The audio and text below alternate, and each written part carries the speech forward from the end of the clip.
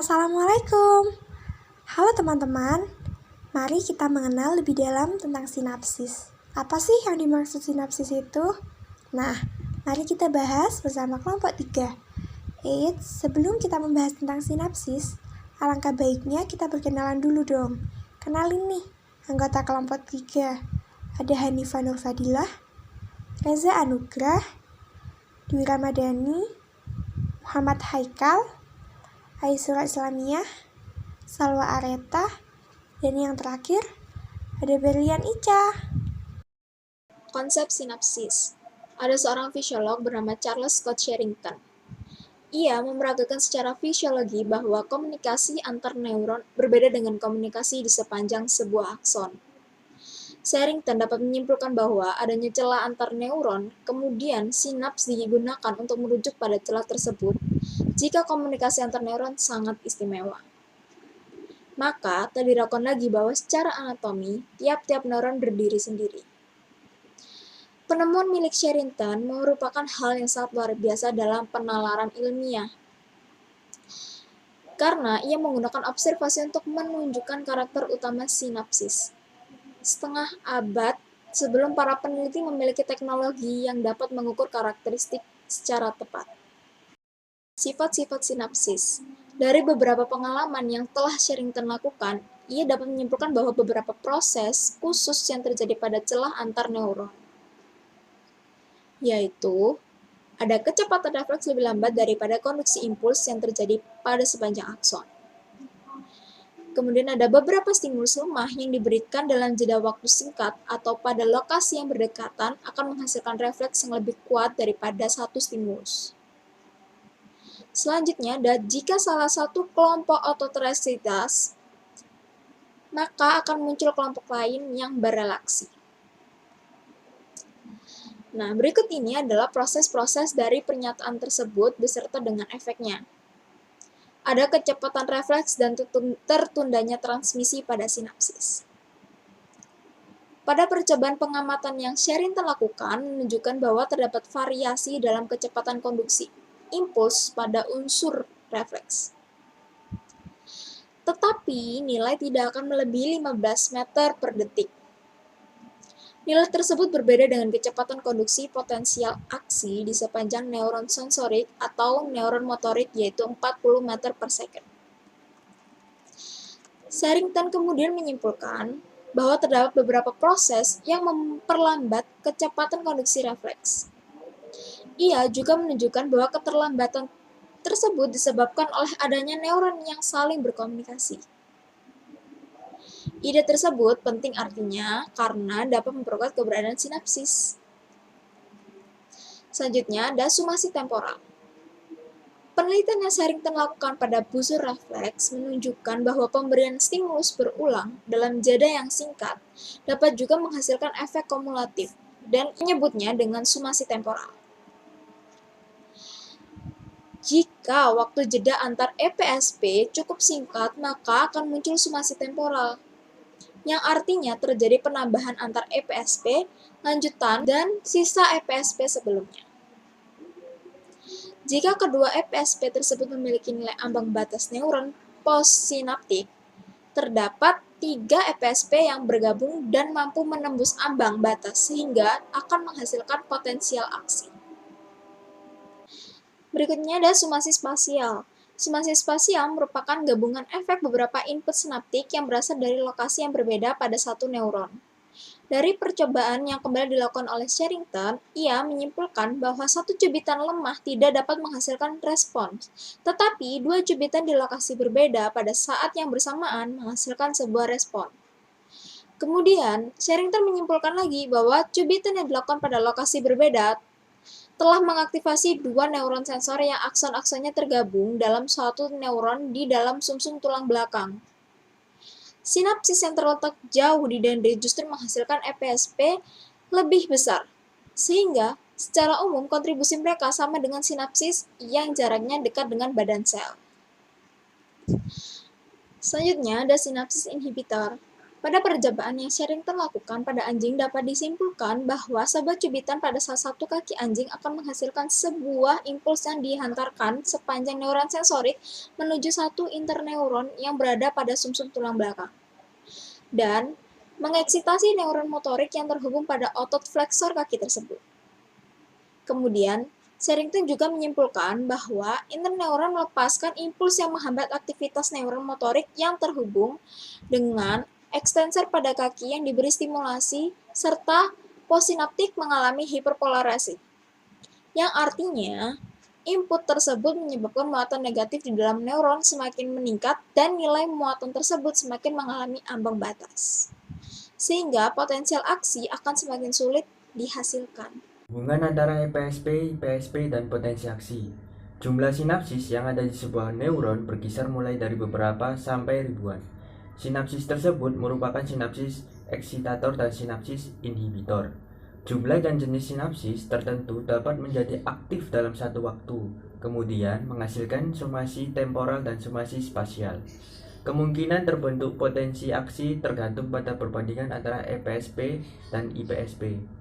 Pada neuron-neuron tersebut, EPSP akan meningkatkan frekuensi potensial aksi sehingga melampaui laju penembakan spontan. Sementara IPSP akan menurunkan potensial akan di bawah laju penembakan spontan.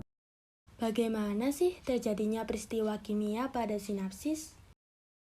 Penemuan transmisi kimiawi pada sinapsis.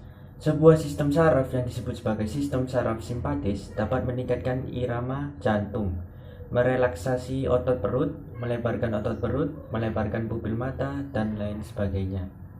Dr. Elliot berpendapat bahwa saraf simpatetik bekerja dengan cara melepaskan hormon adrenalin atau satuan senyawa kimia sejenis. Setelah itu, Elliot dapat menyimpulkan bahwa saraf simpatetik dapat bekerja dengan cara melepaskan hormon adrenalin atau senyawa kimia sejenis. Namun, bukti tersebut tidak mutlak. Otto Lowy, seorang peneliti Jerman, melihat adanya kemungkinan bahwa impuls memang berupa proses kimiawi, tetapi ia tidak dapat menemukan cara untuk benar-benar dapat terbukti. Setelah itu, pada tahun 1920, ia terbangun di suatu malam dan mendapatkan sebuah ide. Lowy berulang kali menstimulasi ataupun merangsang saraf vagus sehingga menurunkan detak jantung katak. Menurut Otto Lowy, saraf dapat mentransfer pesan yang berisi zat kimia. Hingga pada kisaran tahun 1950-an, para peneliti menetapkan bahwa transmisi kimia merupakan tipe komunikasi tunggal pada sistem saraf. Berikutnya, urutan peristiwa kimiawi pada sinapsis. Berikut adalah peristiwa-peristiwa utama yang terjadi pada sinapsis. Pertama, sintesis neurotransmitter peptida pada vesikel di dalam sel. Kedua, perpindahan yang dilakukan neurotransmitter peptida. Ketiga, pemisahan neurotransmitter. Yang keempat, neurotransmitter menempel pada reseptor. Yang kelima, neurotransmitter memisahkan diri dari ikatan reseptor. Yang keenam, protein pengangkut menarik kembali neutron yang sudah dilepas reseptor. Yang ketujuh, neuron postsinaptik memisahkan transmisi berlawanan yang dapat memperlambat proses pemisahan neurotransmitter dari neuroprasinaptik. Yang kedelapan, tempat umpan balik pada neuron prasinaptik akan merespon perpindahan berlawanan atau perpindahan itu sendiri. Selanjutnya, tipe-tipe neurotransmitter. Berikut adalah tipe-tipe neurotransmitter yang sering kita dengar atau sering masuk ke dalam telinga kita. Yang pertama, asetilkolin. Asetilkolin yaitu neurotransmitter yang biasanya berperan dalam kontraksi otot, merangsang kegiatan beberapa hormon, serta menjalankan detak jantung tersebut. Asetilkolin termasuk dalam salah satu contoh neurotransmitter eksitasi. Kedua, dopamin. Dopamin biasanya dikenal sebagai neurotransmitter rasa senang. Dopamin merupakan faktor penting untuk daya ingat, perilaku, mempelajari sesuatu hal, hingga koordinasi gerak tubuh. Yang ketiga, endorfin. Endorfin berfungsi sebagai penghambat sinyal rasa sakit dan menciptakan suasana diri yang bersemangat dan perasaan gembira. Selain itu, neurotransmitter tersebut juga dikenal sebagai pereda rasa sakit alami tubuh. Keempat, ada epinefrine. Neurotransmitter ini biasanya lebih dikenal dengan nama adrenalin. Epinefrine mendapat fungsi sebagai neurotransmitter dan hormon. Epinefrine dikeluarkan tubuh Anda saat stres dan ketakutan, sehingga dapat menimbulkan detak jantung terlalu laju, pernapasan meningkat. Yang kelima, ada serotonin. Serotonin mendapat peran penting dalam mengatur suasana hati manusia. Tak hanya itu, serotonin juga men-setting pembekuan darah, nafsu makan, ketenangan tidur, dan ritme sirkadian. Serotonin biasanya dikaitkan dengan antidepresan untuk penenangan depresi. Yang kelima, ada oksitosin. Oksitosin merupakan hormon yang terdapat pada manusia yang mempunyai fungsi untuk merangsang kontraksi yang kuat pada tembok rahim atau uterus sehingga mempermudah dalam membuat berjalannya kelahiran. Sintesis neurotransmitter. Sama seperti sel-sel tubuh lainnya, makanan merupakan bahan dasar sintesis bahan kimia yang dibutuhkan oleh neuron. Dopamin, epinefrin, dan norepinefrin adalah senyawa kimia yang berkerabat dekat dan digolongkan dalam satu kategori, yaitu katekolamin. Karena ketiga senyawa tersebut memiliki gugus katekol dan asam amino. Asam amino, fenilalanin, dan tirosid mudah sekali ditemukan dalam tiap sumber protein yang kita makan. Kedua asam amino tersebut merupakan prekursor dari dopamin, epinefrin, dan norepinefrin. Asam amino triptofan adalah prekursor serotonin. Apabila kita mengonsumsi makanan yang tinggi kandungan triptofannya seperti kedelai, maka kadar serotonin akan meningkat. Begitu pula sebaliknya, apabila kita mengonsumsi makanan rendah kandungan triptofannya seperti tepung, jagung, maka kadar serotonin akan menurun. Salah satu cara untuk meningkatkan penyerapan triptofan adalah dengan mengonsumsi lebih banyak karbohidrat. Transport neurotransmitter. Terdapat banyak neurotransmitter yang disintesis di presinaptik terminal dan meskipun dengan laju tertinggi, transportasi neurotransmitter dari badan sel ke presinaptik terminal tetap memakan waktu berjam-jam atau bahkan berhari-hari di dalam akson yang panjang. Neuron melakukan reabsorpsi dan daur ulang neurotransmitter, tetapi tidak untuk neurotransmitter golongan peptid. Oleh karena itu, ketersediaan neurotransmitter golongan peptid pada sebuah neuron akan lebih cepat berkurang daripada neurotransmitter golongan lain. Pelepasan dan difusi neurotransmitter. Pada sinapsis kimia neurotransmitter, molekul seperti asetikolin mengkomunikasikan sinyal dari satu neuron sel prasinaps ke sel lain. Neurotransmitter sel pasca sinaps molekul disimpan dalam vesikel di neuron prasinaptik. Beberapa vesikel berlabuh melalui protein docking spesifik di terminal prasinaptik impuls listrik. Disebut potensial aksi tiba di terminal sinaptik dan merapat vesikel menyatu dengan prasinaptik. Membran damping neurotransmitter ke dalam neurotransmitter celah sinaptik, mengikat reseptor pada sel passinap yang tergantung pada reseptor spesifik dan jenis sel membuka atau menutup saluran ion.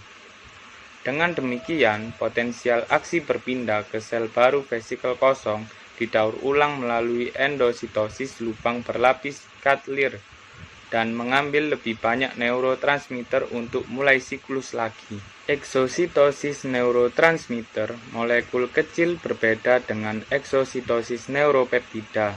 Neurotransmitter, molekul kecil biasanya dilepaskan dalam denyut kali potensial aksi memicu momentary influx melewati membran presinaptik. Sebaliknya, neuropeptida biasanya dilepaskan dalam bentuk gradual sebagai respon terhadap naiknya tingkat ion-ion Ca2+ intraseluler secara umum, seperti yang mungkin terjadi selama peningkatan tingkat penembakan neutron secara umum. Aktivasi reseptor pada neuron possinaptik. Tiap-tiap neurotransmitter sudah dipasangkan baik dengan beberapa tipe reseptor yang memiliki fungsi yang berbeda. Karena itu pula, obat-obatan pada suatu reseptor dapat mempengaruhi perilaku secara spesifik. Kita ambil contoh yaitu reseptor serotonin yang memperantara mual. Sedangkan ondansetron merupakan sebuah obat yang akan memblok reseptor ini. Reseptor neurotransmitter merupakan senyawa neurokimia yang bertugas menyampaikan pesan dari satu sel saraf neuron ke sel saraf target. Neurotransmitter ini diibaratkan sebagai kurir atau sinyal messenger. Ada dua efek yang muncul saat terjadinya proses penyampaian pesan ini, yaitu efek ionotropik dan efek metabotropik. Yang pertama yaitu efek ionotropik. Beberapa neurotransmitter menghasilkan ionotropik pada neuron possinaptik. Sebagian besar sinapsis eksitator menghasilkan efek ionotropik dan glutamate sebagai neurotransmitternya. Sebagian besar sinapsis inhibitor pada otak yang menghasilkan efek ionotropik menggunakan GABA atau gamma aminobutyric acid sebagai neurotransmitternya. Prosesnya yaitu GABA membuka kanal-kanal ion klorida sehingga ion klorida yang bermuatan negatif dapat melintasi membran dan memasuki neuron lebih cepat dari biasanya. Contoh reseptor yang menghasilkan efek ionotropik ini yaitu asetilkolin. Kemudian yang kedua, efek metabotropik atau sistem penyampai pesan kedua. Pada beberapa sinapsis lain, neurotransmitter menghasilkan efek metabotropik dengan cara memulai rangkaian reaksi metabolisme yang efeknya akan lambat, tetapi akan berlangsung lebih lama daripada efek ionotropik. Ketika neurotransmitter melekat dengan reseptor metabotropik, maka reseptor tersebut akan menekukan sebagian protein yang tidak melekat dengan neurotransmitter, sehingga dapat bereaksi dengan molekul lain. Ada beberapa perbedaan yang terjadi pada efek ionotropik dan metabotropik. Di antaranya adalah efek ionotropik hanya berpengaruh di satu titik membran, sedangkan efek metabotropik dengan sistem penyampai pesan kedua dapat mempengaruhi aktivitas sel dalam area yang lebih besar serta akan berlangsung lebih lama. Sesuatu yang dapat dilakukan oleh sinapsis ionotropik diantaranya seperti indera penglihatan, pendengaran, dan otak, karena ketiganya membutuhkan informasi yang dapat berganti-ganti dengan cepat. Sebaliknya, rasa lapar, rasa haus, marah, dan takut dalam jangka panjang dapat menghasilkan perubahan beberapa perilaku. Proses ini biasanya diakibatkan oleh efek metabotropik. Proses yang dihasilkan oleh sinapsis metabotropik adalah proses yang lambat, tapi memberikan pengalaman lebih daripada proses penglihatan ataupun pendengaran. Hormon merupakan suatu zat kimia yang pada umumnya disekresikan oleh kelenjar dan sel-sel lain. Sekresi adalah proses pengeluaran zat yang masih digunakan oleh tubuh. Hormon ditransportasikan oleh darah menuju organ target. Organ target yang dimaksud antara lain kelenjar adrenal, kelenjar tiroid, testis, ovarium, dan lain-lain. Hormon berfungsi untuk mengatur perubahan jangka panjang pada beberapa bagian tubuh sekaligus. Hormon memiliki beragam tipe antara lain hormon protein dan hormon peptida, yang dimana keduanya tersusun dari rantai asam amino. Hormon yang bersirkulasi di otak akan mempengaruhi aktivitas otak. Begitu juga hormon yang disekresi oleh otak akan mempengaruhi sekresi hormon lain. Kelenjar pituitari anterior tersusun atas jaringan kelenjar, menyintesis 6 hormon walaupun hipotalamus yang mengontrol sekresinya. Di dalam kelenjar pituitari anterior, hormon tersebut menstimulasi atau menginhibisi hormon-hormon berikut. Menstimulasi artinya merangsang, sedangkan menginhibisi artinya menghambat. Jadi, kelenjar pituitari anterior menstimulasi atau menginhibisi hormon-hormon berikut, antara lain 1. Hormon adrenokortikotropik yang fungsinya untuk mengendalikan sekresi korteks adrenal. 2. Hormon perangsang tiroid yang fungsinya untuk mengendalikan sekresi kelenjar tiroid. 3. Hormon prolaktin yang fungsinya untuk mengendalikan sekresi kelenjar susu. 4. Hormon somatotropin atau hormon pertumbuhan yang fungsinya adalah untuk mengendalikan pertumbuhan tubuh. Yang kelima adalah hormon gonadotropin, hormon perangsang folikel, dan hormon peluteinan yang fungsinya untuk mengendalikan sekresi gonad. Umpan balik negatif dari neuron possinaptik. Pada gambar tersebut menjelaskan bahwa hipotalamus menyekresikan hormon pelepasan yang merangsang pituitary anterior untuk menyekresikan TSH. TSH adalah thyroid stimulating hormone yang akan merangsang kelenjar target, yang berupa kelenjar tiroid untuk menyekresikan hormon-hormonnya. Hormon tersebut akhirnya mempengaruhi hipotalamus sehingga menurunkan sekresi hormon pelepasannya. Dua mekanisme di dalam sistem saraf memiliki prinsip kerja yang sama.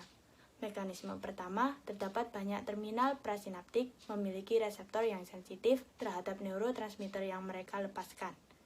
Mekanisme kedua, terdapat beberapa neuropossinaptik yang merespons stimulasi dengan cara melepaskan zat kimia khusus yang akan bergerak balik ke terminal prasinaptik sehingga mencegah pelepasan neurotransmitter lebih lanjut pada terminal prasinaptik. Sinapsis dan kepribadian. Menurut perkiraan terbaru, sistem saraf menggunakan sekitar 100 neurotransmitter di berbagai bagian. Dari jumlah tersebut, sebagian besar memiliki beberapa jenis reseptor, dan tiap-tiap reseptor memiliki karakteristik masing-masing. Mekanisme yang ada sangat banyak mungkin disebabkan karena tiap jenis sinaps memiliki fungsi spesifik dalam perilaku atau perkembangan sistem saraf. Jika setiap jenis sinaps memiliki peran yang spesifik dalam pembentukan perilaku, maka seseorang yang memiliki kelebihan atau kekurangan jumlah neurotransmitter atau reseptor akan memiliki kecenderungan gangguan perilaku. Artinya, secara teori, variasi pada sinapsis memiliki suatu hubungan dengan variasi perilaku. Obat-obatan dan sinapsis. Sebagian besar obat-obatan yang disalahgunakan seperti psikotropika itu asalnya dari ekstrak tumbuhan. Contohnya, nikotin yang berasal dari tembakau, kafein yang berasal dari kopi, dan opiat yang berasal dari pohon candu. Obat-obatan dapat menstimulasi atau menginhibisi sinapsis. Obat yang menghambat efek neurotransmitter disebut antagonis, sedangkan obat yang meningkatkan efek neurotransmitter disebut agonis. Peneliti juga menyatakan bahwa jika obat melekat pada reseptor tertentu, maka obat tersebut memiliki afinitas pada reseptor tersebut. Obat-obatan umum dan sinaptik. Yang pertama ada amfetamin. Amfetamin ini cara kerjanya akan menstimulasi sinapsis dopamin dengan cara meningkatkan pelepasan dopamin dari terminal prasinaptik. Efek dari amfetamin ini tidak spesifik karena selain meningkatkan pelepasan dopamin, juga meningkatkan pelepasan neurotransmitter lainnya. Selanjutnya ada kokain. Kokain ini memiliki intensitas yang besar terhadap sinapsis dopamin. Obat-obatan tersebut meningkatkan akumulasi dopamin pada celah sinaptik dengan cara meningkatkan pelepasan dopamin dan menghalangi penyerapannya kembali. Selanjutnya ada metilfenidat. Setelah seseorang meminum pil metilfenidat, maka konsentrasi obat pada otak akan meningkat secara bertahap. Namun, setelah beberapa jam, itu akan menurun secara bertahap. Oleh karena itu, metilfenidat tidak menimbulkan kegembiraan secara tiba-tiba. Dan jika dikonsumsi dalam dosis rendah, tidak akan menimbulkan kecanduan yang parah. Selanjutnya ada nikotin. Nikotin adalah senyawa yang berasal dari tembakau. Dan nikotin ini menstimulasi reseptor yang diberi nama reseptor nikotin. Reseptor ini banyak ditemukan pada neuron-neuron yang melepaskan dopamin di accumbens nucleus. Selanjutnya ada opiat. Opiat ini diekstrak dari pohon candu. Seseorang yang mengonsumsi opiat akan merasa tenang dan sedikit melupakan hal-hal yang terjadi di dunia nyata. Selain itu, opiat juga dapat mengurangi rasa sakit dengan cara mempengaruhi reseptor di otak. Hal ini dibuktikan dengan peneliti yang menemukan fakta bahwa di otak memiliki neurotransmitter peptida yang dinamakan endorfin. Selanjutnya ada marijuana atau daun ganja. Marijuana atau daun ganja ini memiliki pengaruh psikologis, yaitu peningkatan intensitas indera dan ilusi yang seolah-olah waktu berjalan lebih lambat. Terkadang marijuana menstimulasi reseptor kanabinoid pada saat reseptor tersebut seharusnya tidak menerima stimulasi. Obat-obatan halusinogenik. Obat-obatan ini sering diartikan sebagai obat yang mengubah persepsi. Obat-obatan halusinogenik juga menstimulasi reseptor serotonin tipe 2A 5-HT2A pada saat tidak seharusnya atau memperpanjang durasi stimulasi di atas normal.